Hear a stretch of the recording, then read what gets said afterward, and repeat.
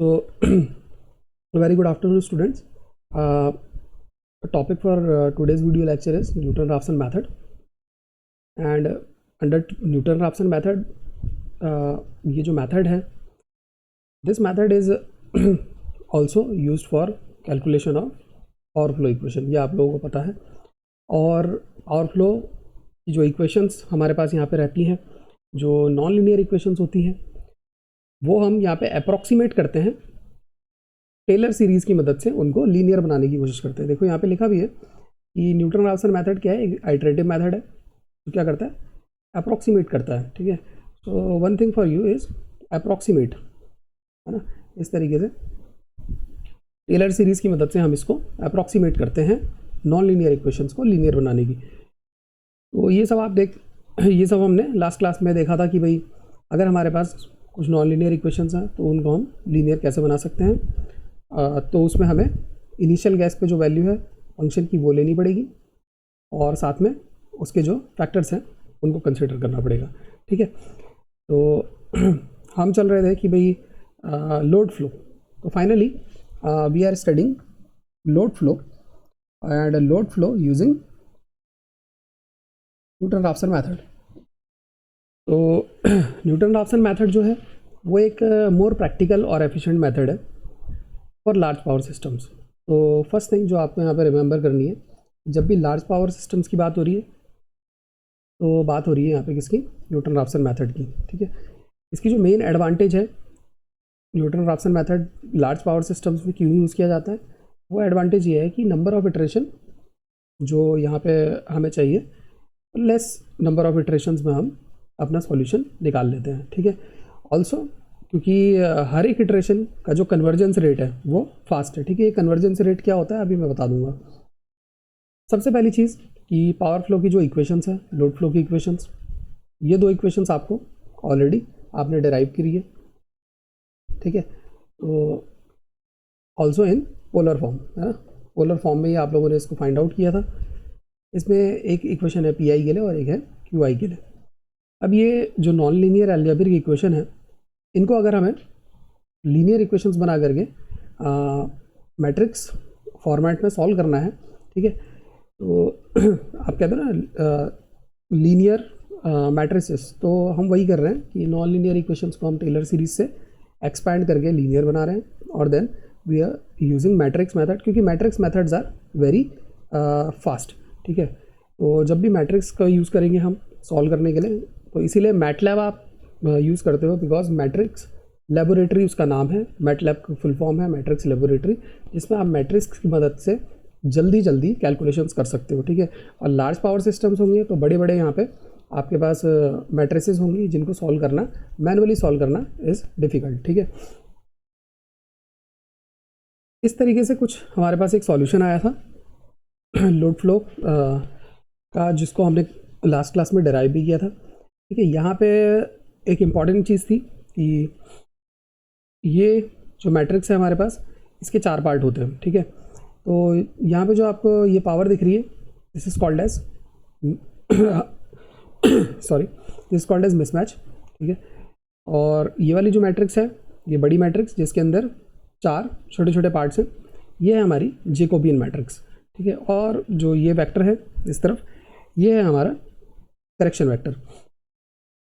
तो हो क्या रहा है कि आप इस मैट्रिक्स से ये अनुमान लगा सकते हो कि जो रियल पावर है और रिएक्टिव पावर है वो डिफरेंस ऑफ वोल्टेज एंगल और वोल्टेज के मैग्नीट्यूड पर कहीं ना कहीं डिपेंड कर रहा है ना.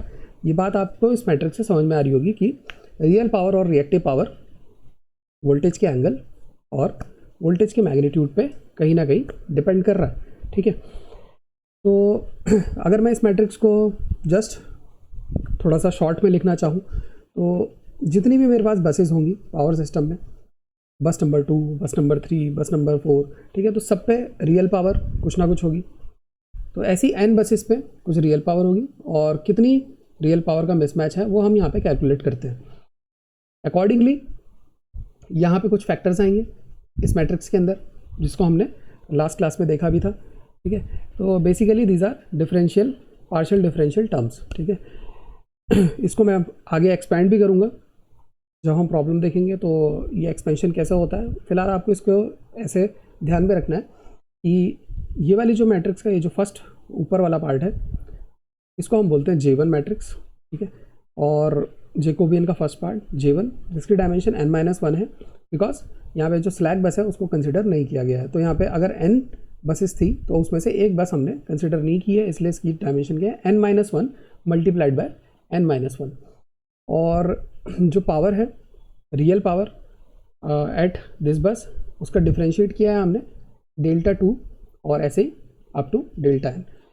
साथ में इस बस पे जो रियल पावर है उसको हमने डिफ्रेंशिएट किस पे किया है, वोल्टेज की टर्म्स में भी किया है कि जितनी भी हमारे पास डिफरेंट वोल्टेजेस हैं उन सब के अकॉर्डिंगली हमने इसको यहाँ पे डिफ्रेंशिएट किया है, पार्शियल डिफ्रेंशिएट रियल पावर को, ठीक है।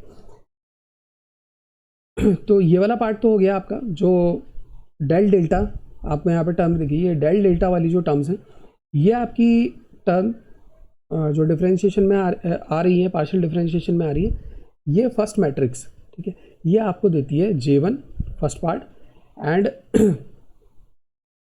It is having only delta terms, ठीक है।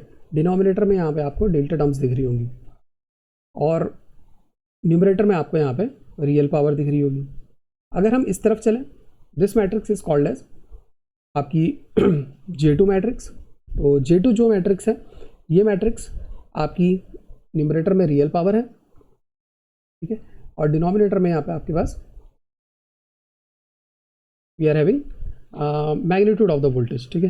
तो जो भी वोल्टेजेस हैं जितने भी बसेस पे, यानी कि V2, V3, V4, V5, V6 up to Vn, ठीक है, सबका मैग्नीट्यूड, उस मैग्नीट्यूड के अकॉर्डिंगली हमने इसको डिफ्रेंशिएट किया है, because magnitude of the voltages are not fixed at this moment. तो यहाँ पे आप देख सकते हो कि सारी बसेस के लिए ये हमें कैलकुलेट करना पड़ेगा और सारी वोल्टेजेस के लिए करना पड़ेगा। यहाँ पे भी सारी बसेस के लिए हमने रियल पावर ली, वो आएगी आपकी ऐसे P2, P3, P4, P5 up to Pn। और जब आप इसको चलोगे फ्रॉम लेफ़्ट टू राइट, ठीक है, तो आपके पास आएंगे एंगल्स, सारे एंगल्स। तो सारी बसेस सबकी real power with respect to सबके वोल्टेज एंगल्स, ठीक है। तो काफ़ी सारी कैलकुलेशन है, अभी आपको लग रहा है, ठीक है, लेकिन जब अगर हम छोटा पावर सिस्टम लेंगे, साइज़ छोटा होगा तो वी कैन ईजिली सॉल्व, है ना, उसमें हमारी क्लैरिटी और ज़्यादा हो जाएगी। ये वाली जो सारी टर्म्स हैं J1 ये डिपेंड किस पे करेंगी, ओनली डेल्टा एंगल्स पे, क्योंकि हम इसको डेल्टा के साथ डिफ्रेंशिएट कर रहे हैं, ठीक है। और ये वाली जो टर्म्स होंगी मैट्रिक्स J2 की, ये सब किस पे डिपेंड करेंगी, वोल्टेजेस पे, वोल्टेजेस के मैग्नीट्यूड पे, ठीक है। तो इस तरीके से हमने इसको इस फॉर्मेट में लिख रखा है। अब आते हैं सेकंड पार्ट की तरफ इस मैट्रिक्स के। इसमें क्या हुआ है कि रिएक्टिव पावर का मिसमैच हमें फाइंड आउट करना है। हमें दो मिसमैच फाइंड आउट करने, एक तो रियल पावर कितनी है और एक रिएक्टिव पावर। तो रिएक्टिव पावर के मिसमैच हमने यहाँ दिखाए हैं Q2 से लेके Qn तक, ठीक है। तो Q2 से Qn तक we are having reactive power mismatches. अब सेम चीज़ जो रिएक्टिव पावर है Q2 से हम Qn तक जब इस तरफ चलेंगे, ठीक है, और जब हम फ्रॉम लेफ़्ट टू राइट चलेंगे तो हमारे पास मिलेंगे डिफरेंट एंगल्स। तो सबसे पहले हमने रिएक्टिव पावर को डिफरेंशिएट किया with respect to voltage angles, ठीक है।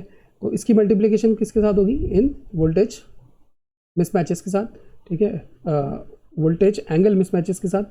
और जब हम इस मैट्रिक्स को कंसिडर करते हैं तो ये है हमारी J4 मैट्रिक्स। और ये J4 जो मैट्रिक्स है यहाँ पे रिएक्टिव पावर, हर एक बस पे रिएक्टिव पावर जितनी है उसको हमने डिफरेंशिएट किया है विद रिस्पेक्ट टू हर बस पे कितना वोल्टेज का मैग्नीट्यूड है, ठीक है। तो ये मैट्रिक्स आप लोग को समझ में आई। अगर कोई डाउट है तो अभी पूछो आप मुझसे।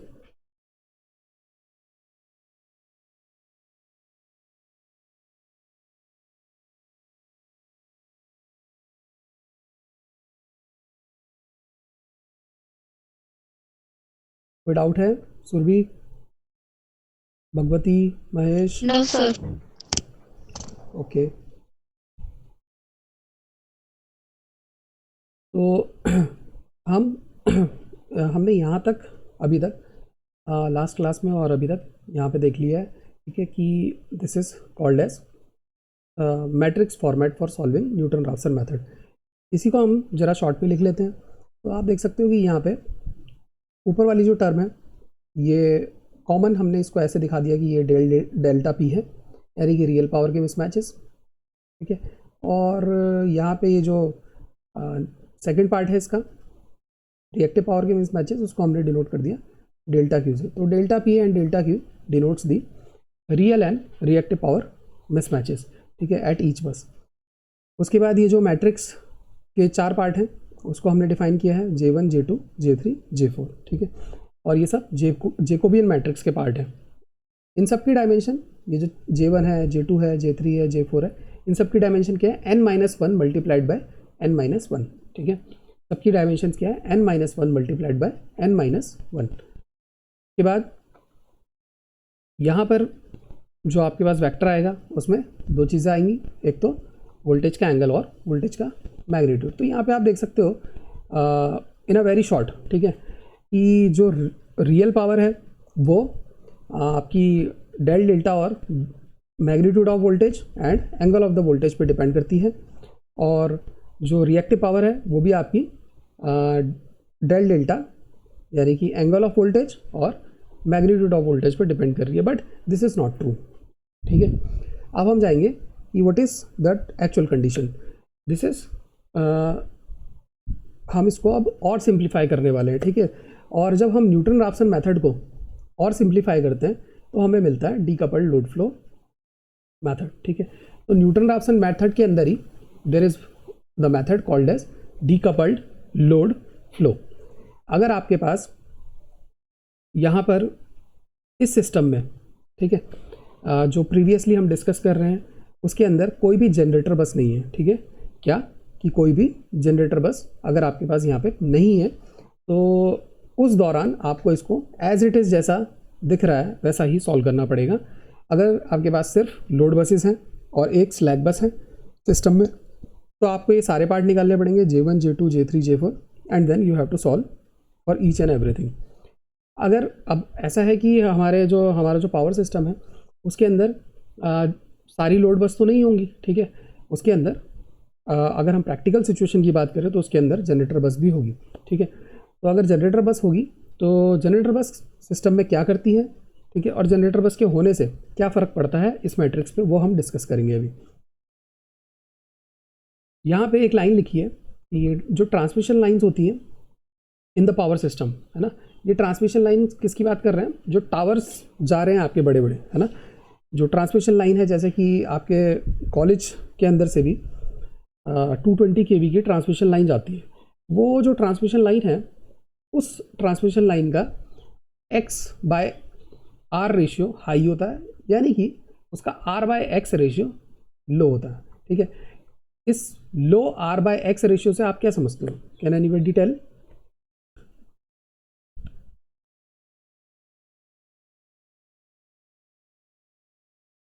लो r/x रेशियो का क्या मतलब है?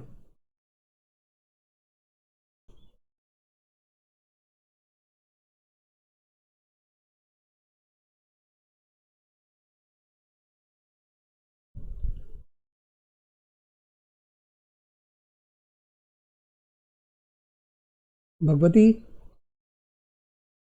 महेश, सुरेश,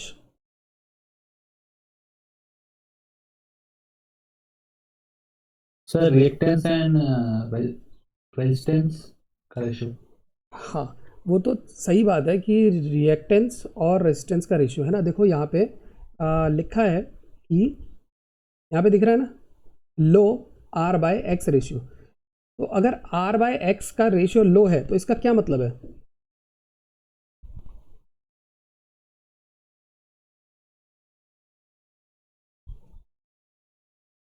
यहाँ पे जैसे फॉर एग्जांपल मैं अगर ऐसे करता हूँ, ठीक है, कि मैं करता हूँ कि 100 डिवाइडेड बाय 5, ठीक है।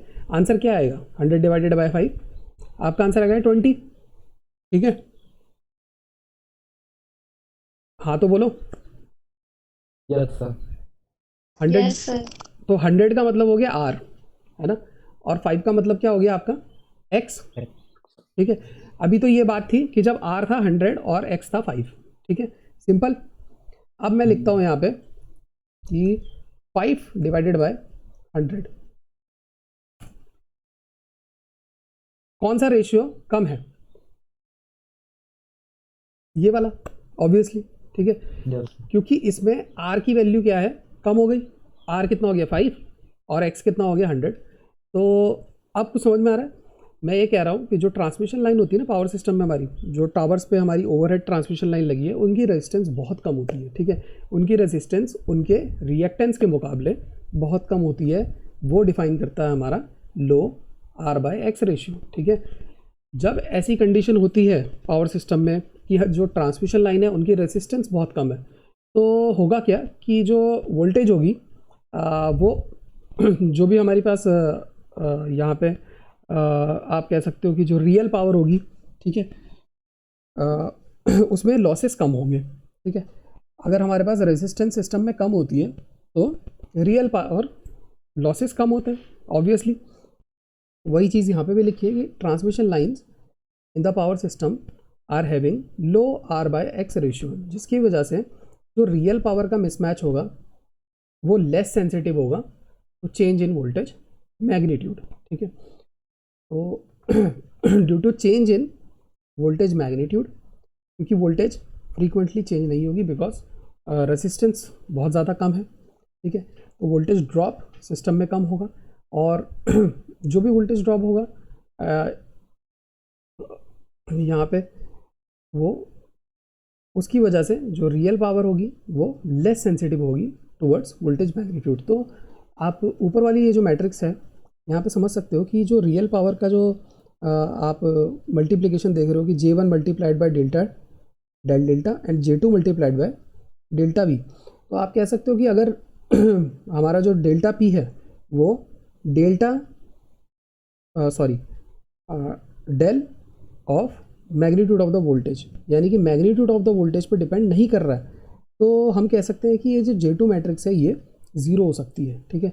यानी कि यहाँ पे जो मिसमैच है रियल पावर का वो किस पे, आपकी वोल्टेज पे डिपेंड नहीं कर रहा है, ठीक है, वोल्टेज के मैग्नीट्यूड पे डिपेंड नहीं कर रहा है। ऑब्वियसली वो किस पे डिपेंड कर रहा है, वोल्टेज के एंगल पे, ठीक है, वोल्टेज के एंगल पे वो डिपेंड कर रहा है, वोल्टेज के मैग्नीट्यूड पे वो डिपेंड नहीं कर रहा है। अब मुझे बताओ कि वोल्टेज के मैग्नीट्यूड पे वो डिपेंड क्यों कर रहा है,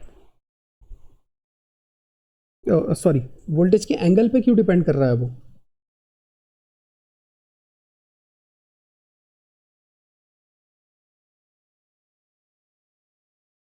क्योंकि अभी हमने देखा कि लो R/X का मतलब है कि X की वैल्यू ज़्यादा है, ठीक है, रिएक्टेंस की वैल्यू ज़्यादा है, और जब भी रिएक्टेंस पिक्चर में आती है तो चेंज आता है किसमें, वोल्टेज के एंगल में, ओके। तो अगर हम देखें नेक्स्ट पार्ट यहाँ पे, तो दूसरी चीज़ यहाँ पे आती है कि सबसे पहली तो रियल पावर किस पे डिपेंड करती है, ओनली एंगल पे, ठीक है।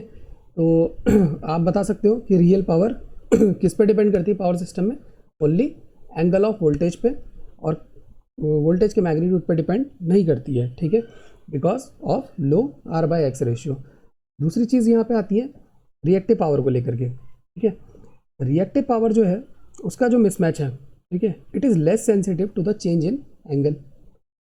जो रिएक्टिव पावर होती है यहाँ पे वो उल्टा है, रिएक्टिव पावर जो होती है वो किस पे डिपेंड करती है, वोल्टेज के मैग्नीट्यूड पे। तो यहाँ पे जो रिएक्टिव पावर है वो आपके वोल्टेज के मैग्नीट्यूड पे डिपेंड कर रही है, ठीक है। तो reactive power depends on voltage magnitude and real power depends upon angle, ठीक है। तो ये जो मैट्रिक्स होगी जैकोबियन मैट्रिक्स, उसके दो part J2 and J3 will become zero, ठीक है।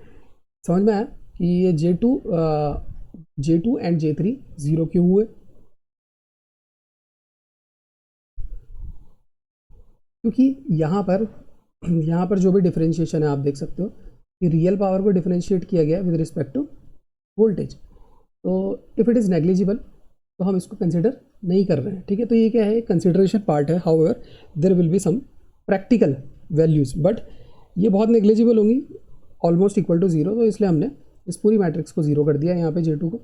वैसे ही जैसे हम कह रहे हैं कि जो रिएक्टिव पावर है वो एंगल पे डिपेंड नहीं करती है, केवल किस पे डिपेंड करती है, वोल्टेज के मैग्नीट्यूड पे। तो हमने इस मैट्रिक्स को भी यहाँ पे ज़ीरो कर दिया, क्योंकि ये जो डिफरेंशिएशंस आपके पास आएंगे they comes to be very close to zero. ठीक है, तो यहाँ पे मैट्रिक्स का जो रूप है वो चेंज हो गया। ठीक है, अब अगर आपको डायरेक्टली क्या निकालना है, सॉल्यूशन निकालना है, तो आप ऐसे कर सकते हो कि delta P is equal to J1 multiplied by आपका डेल डेल्टा। ठीक है, यानी कि ये हो गई हमारी पहली इक्वेशन जो यहाँ पे दिख रही है ऐसे, और सेकंड इक्वेशन वो भी यहाँ से आ जाएगी, उसमें आ जाएगा J4 multiplied by magnitude of the voltage. तो आज आपको दो चीज़ें पता लगी कि जो इलेक्ट्रिकल पावर सिस्टम है, ठीक है, उसमें जो वोल्टेज होती है, उसमें जो रियल पावर होती है वो किस पे डिपेंड करती है, बताओ। जो रियल पावर होती है वो किस पे डिपेंड करती है, रियल पावर आपकी एंगल पे डिपेंड करती है। और जो रिएक्टिव पावर होती है वो किस पे डिपेंड करती है, वोल्टेज के मैग्नीट्यूड पे। ठीक है, दिस ऑलवेज रिमेंबर। ठीक है, ये क्वेश्चन हमेशा पूछा जाता है इन योर इंटरव्यूज़ एवरीवेयर। ठीक है, और एक चीज़ आपसे और पूछी जाती है वो है जैकोबियन मैट्रिक्स। ठीक है, तो यहाँ पे ये जो जैकोबियन मैट्रिक्स है इसकी डायमेंशंस हमेशा आपसे पूछी जाती है। तो इसमें J1 J2 J3 J4 इनकी dimensions n-1 multiplied by n-1 है। ठीक है, और ये जो कंप्लीट मैट्रिक्स होती है, ये वाली पूरी कंप्लीट मैट्रिक्स, इसकी डायमेंशन क्या होती है, 2 multiplied by n-1 multiplied by 2 multiplied by n-1। ठीक है, वो उस दिन लिखवाया भी था। अभी हम आगे चलें तो अब हम कंसिडर करने वाले हैं किसको, अपनी यहाँ पे वोल्टेज कंट्रोल बस को। तो यहाँ पे एक लाइन लिखी है, for voltage control bus the voltage magnitudes are known.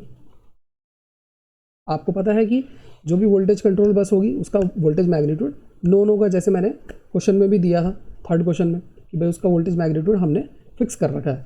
ठीक है, तो देयरफॉर अगर सिस्टम में हमारे पास m बसेस हैं जो कि क्या है, वोल्टेज कंट्रोल बस हैं, या आप कह सकते हो जनरेटर बस हैं। आपके पास जनरेटर बस कितनी हो गई, m।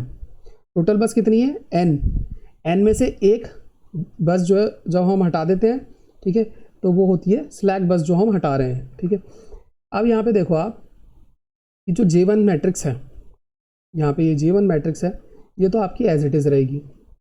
ठीक है, क्यों एज इट इज़ रहेगी, क्योंकि इसका मल्टीप्लिकेशन किसके हो रहा है, साथ हो रहा है, आपका ओनली एंगल के साथ हो रहा है। ठीक है, तो अगर ओनली एंगल के साथ हो रहा है तो सारे एंगल्स चेंज होंगे और उसके अकॉर्डिंगली ये J1 भी चेंज होगा। तो all buses are involve including आपकी जनरेटर बस।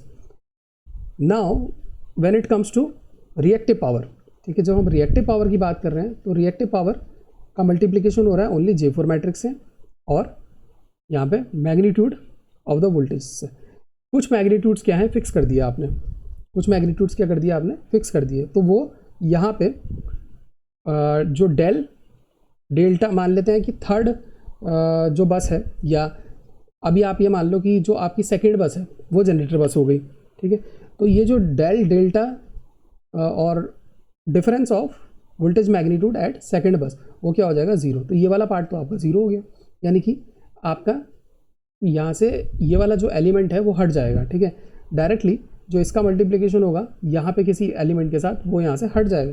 ठीक है, तो जो डायमेंशंस है वो क्या हो जाएंगी, रिड्यूस होने लगेंगी।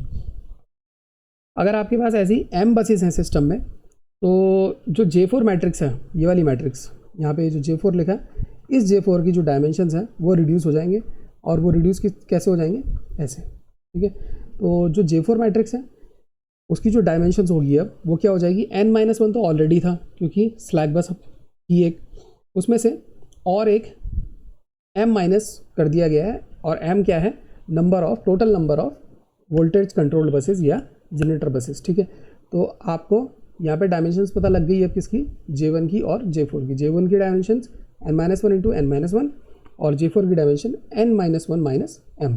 ठीक है, now we will move towards what is load flow.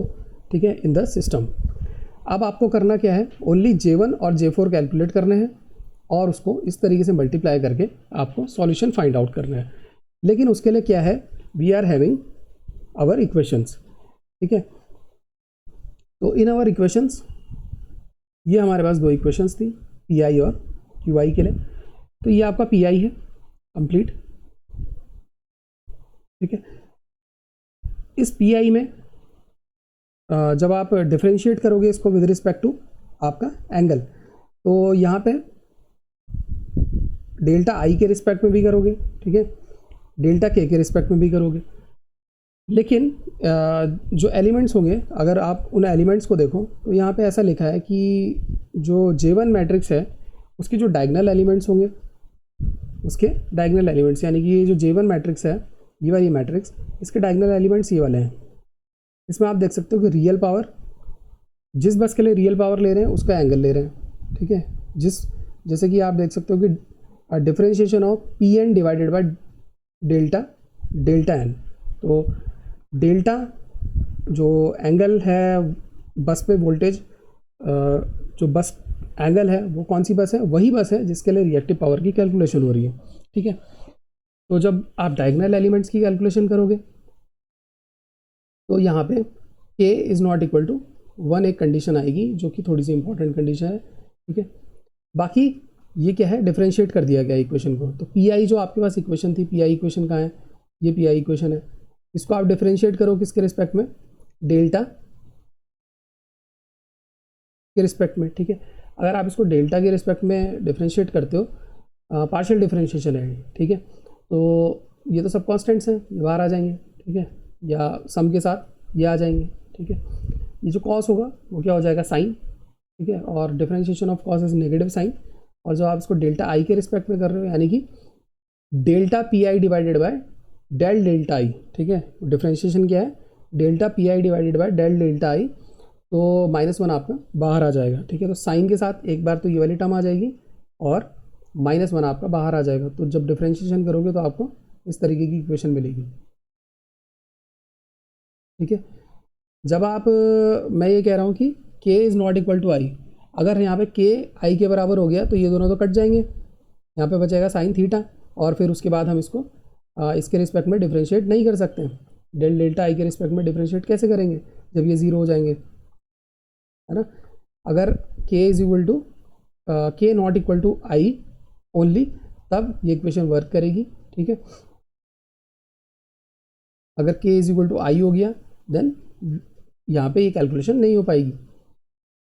उसके बाद जो ऑफ डायगोनल एलिमेंट्स हैं, ऑफ डायगोनल एलिमेंट्स देख सकते हो, ये बाकी जो एलिमेंट्स बचे हैं, ठीक है।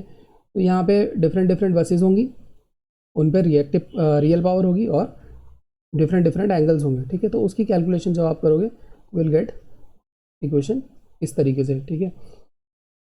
आपके पास इक्वेशन आ जाएगी। और ऐसे ही आप J4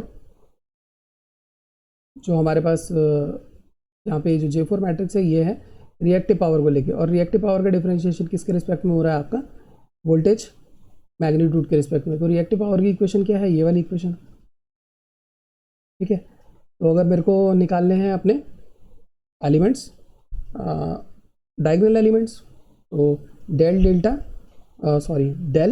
Q I divided by del of magnitude of voltage at the ith bus, ठीक है। जब आप उसको डिफरेंशिएट करोगे तो आपके पास जो इक्वेशन आएगी वो कुछ इस तरीके से इक्वेशन आ जाएगी, ठीक है। और जो आपके ऑफ डायगोनल एलिमेंट्स हैं उसके लिए कुछ इस तरीके से इक्वेशन आ जाएगी। जब आप हर एक बस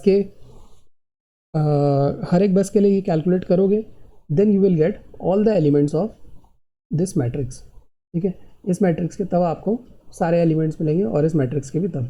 तो यहाँ पे क्या है कि जो भी प्रॉब्लम होगी उसमें जो भी सबसे पहले हम कैलकुलेशन करेंगे वो क्या होगी, हमारे ये पार्शियल डिफरेंशिएशंस। तो पार्शियल डिफरेंशिएशन कैसे करते हैं ये आप लोगों का टास्क है आज, और पार्शियल डिफरेंशिएट करना आप लोगों को आना चाहिए। आता है सबको पार्शियल डिफरेंशिएशन?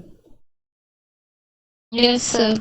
ओके, तो पार्शियल डिफरेंशिएशन आपको आना चाहिए पहली चीज़। और ये इक्वेशंस कैसे आई हैं इनको एक बार आप खुद से पेन से पार्शियल डिफरेंशिएट करके देख लेना, this comes to be like this, ठीक है। उसके बाद जो जो भी आप यहाँ पे कैलकुलेशन कर रहे हो, J1 और J4 मैट्रिक्स आप बनाओगे, J1 J4 जैसी आपके पास आ जाएंगी मैट्रिक्स, तब आप ये कैलकुलेशन कर सकते हो कि डेल्टा पी और डेल डेल्टा, जो भी इनमें से जो भी चीज़ हमें निकालनी है वो हम फाइंड आउट कर सकते हैं।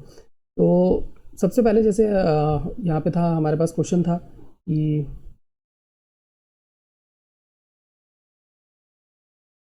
सेम जो हमारा प्रॉब्लम थी, अब यही प्रॉब्लम आप न्यूटन राफ्सन से भी एक बार सॉल्व करोगे, ठीक है। अभी तो नहीं, पर जब हम एक दो एग्जांपल्स कर लेंगे तो after that we will solve it by Newton Raphson also, ठीक है। तो यहाँ पे देख सकते हो ये जो प्रॉब्लम है, यहाँ पे कुछ आपको इनिशियल वैल्यूज़ दी हुई हैं। कहने का मतलब है कि वोल्टेज का मैग्नीट्यूड आपको दिया हुआ है बट एंगल ये नॉट गिवन है ना। तो एंगल्स फाइंड आउट करने पड़ेंगे आपको। यहाँ पे जो रियल पावर आपको दी हुई है, ऐसी ही रिएक्टिव पावर आपको दी हुई है, तो रियल एंड रिएक्टिव पावर में क्या चेंज आता है हर इटरेशन के बाद, वो आपको मिसमैच यहाँ पे कैलकुलेट करना है, ठीक है। ऐसे ही लोड बस में भी, ठीक है, real and reactive power mismatches, ठीक है। तो और ईच बस जो है ये कैलकुलेशन होगी।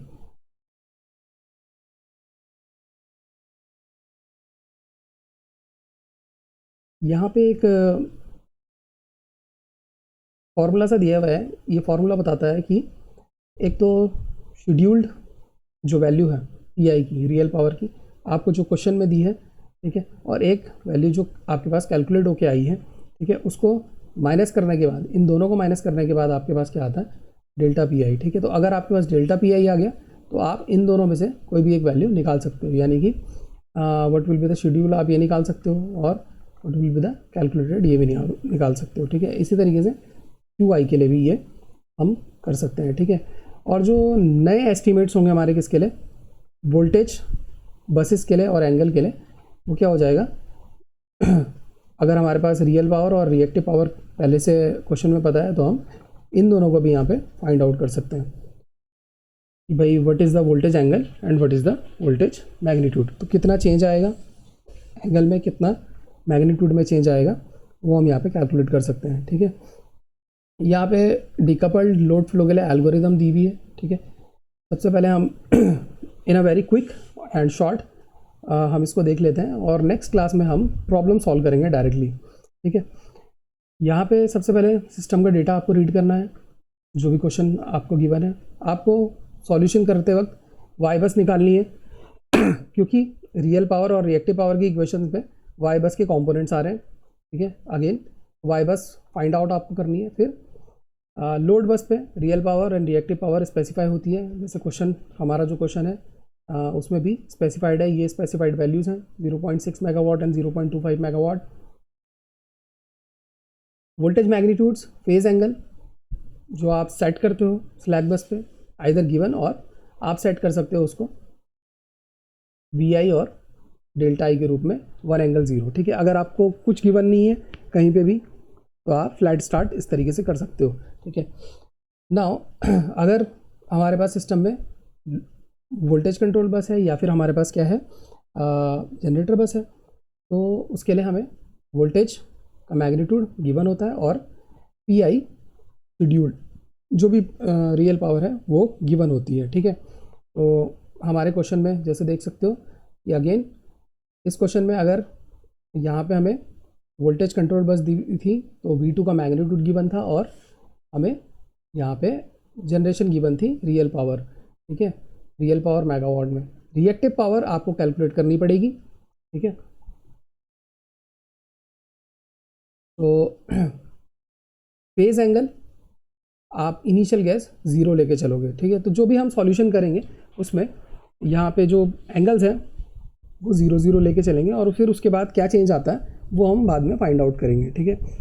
लोड बस अगर है तो P I Q I calculate किया जाएगा यूजिंग दीज इक्वेशंस, ठीक है। तो अगर हम कह रहे हैं कि भाई इस इक्वेशन को देखते हैं, है ना, तो इस इक्वेशन के अकॉर्डिंग अगर हमारा फ्लैट स्टार्ट है, ठीक है, हम फ्लैट स्टार्ट कर रहे हैं तो डेल डेल्टा शुरुआत में 0 रहेगा, ठीक है, और वोल्टेज एंगल वोल्टेज का मैग्नीट्यूड वो हम इनिशियल गैस 0 लेके चलेंगे और फिर अकॉर्डिंगली हम फाइंड आउट करेंगे कि व्हाट विल बी द मिसमैचेस। ठीक है, जैसे ही मिसमैचेस आएंगे तो फिर हमें निकालना होगा अपना डेल डेल्टा और मैग्नीट्यूड ऑफ द वोल्टेज कि क्या चेंज आएगा। ठीक है, और इस तरीके से हम फाइंड आउट करेंगे for our voltage and angles. ठीक है, एंड जब वोल्टेज हमारे पास और एंगल्स हमारे पास आ जाएंगे तो हम real power and reactive power भी डिफाइन कर सकते हैं।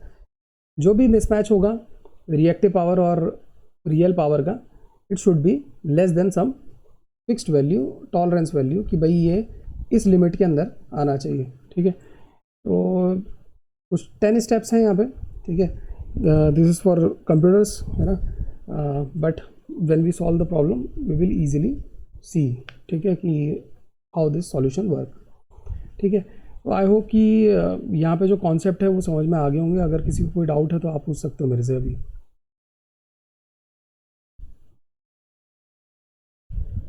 महेश, सुरेश, भगवती, सुरभि।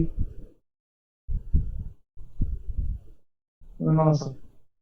ओके, ठीक है, तो be ready for the next class. और ये जो प्रॉब्लम है ये मैंने तुम्हें बता ही दिया है कि यहाँ पे आप लोगों ने क्या गलती करी थी। ठीक है, गलती बस एक गलती आपने करी है कि 1.04 को आपको लेना है with its angle, you have to find out the complete solution. ठीक है, तो इसको फटाफट आई होप कि जल्दी जल्दी आप करके भेजोगे। एंड अगेन अगर आपको कुछ चेक करना है तो आप इसको एक बार रिएक्टिव पावर को भी कैलकुलेट करके देख लेना कि इज़ इट एग्जैक्टली 0.113 और नॉट। ठीक है, वैसे ये 0.11 समथिंग 28 और 25 के आसपास आई थी मेरी वैल्यू। ठीक है,